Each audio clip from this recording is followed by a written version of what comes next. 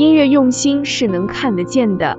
这是一个动人的音乐故事，一位聋哑的音乐家用他那破损的小提琴拉出那动人的乐章，让所有人沉浸在旋律中，心灵仿佛进入音乐中的世界，看到音乐呈现的境界。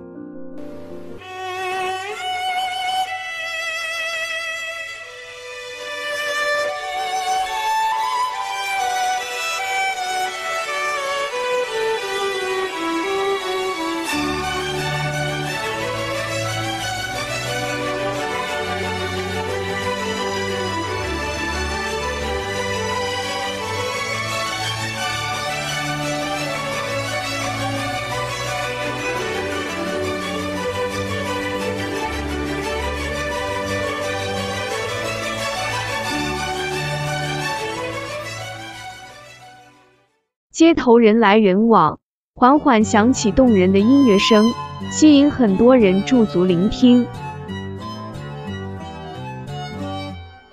一个聋哑的小女孩小丽，因缘际会下看见街头艺人的小提琴演奏，虽然听不到声音，但却能感受到音乐的美好，激励着她怀抱着音乐的梦想，开始向街头艺人学小提琴。他不断地为自己的梦想而努力，但常遭到姐姐的不屑与打击。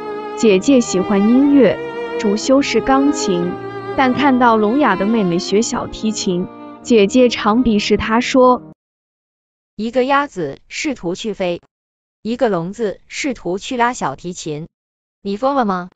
你为什么不去学别人？你在浪费每个人的时间。姐姐从小就看不起妹妹小丽，总以为聋哑的妹妹是在学她，要跟她竞争，因而不断地对自己妹妹产生嫉妒、排挤、破坏。当妹妹小丽失落之时，都会来到街上看街头小提琴艺人的演奏，也因此能感受到一老一小的师生之情。小丽在悲伤与失落的哭诉中，我为什么和别人不同？为什么你必须和别人一样？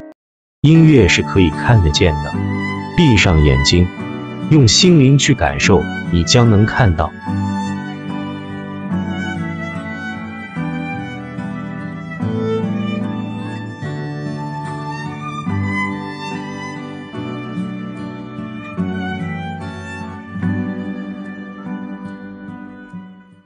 得到睿智老艺人的勉励和教导之下，受创的心灵逐渐康复，音乐才华日益茁壮成长。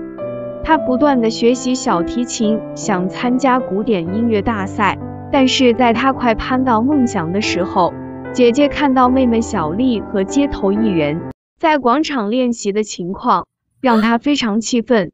姐姐在嫉妒愤怒中，找人在广场上摧毁了妹妹的小提琴，也打伤了那位街头艺人。妹妹在医院握着她音乐启蒙老师的手，下了她这辈子最勇敢的决定。她把被打坏的小提琴一块一块的接合好。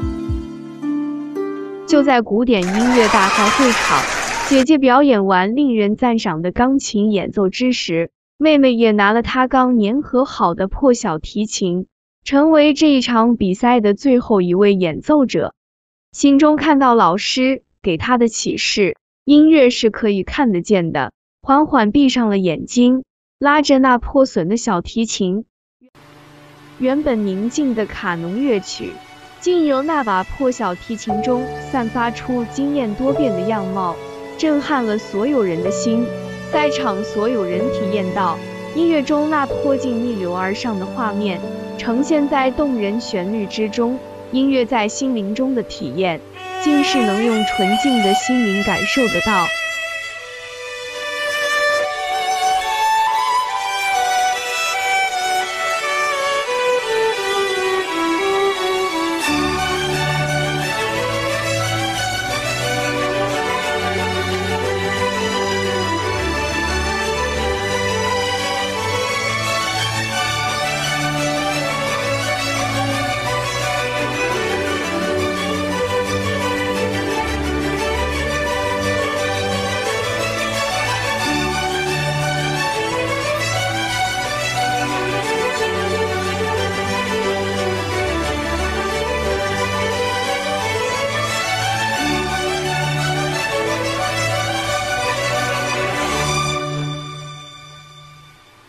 包括裁判的在场所有人。从椅子上站起来给妹妹热烈掌声时，此刻姐姐也惊醒了，因为她也看到妹妹那颗坚毅而不平凡的心。没有人天生完美，大部分的人遇到失败，总会选择放弃，不代表他们平庸，只是努力不够。虽然学习与成长会有很多挫折与打击，但是留在原地踏步，更会让你失去勇气和梦想。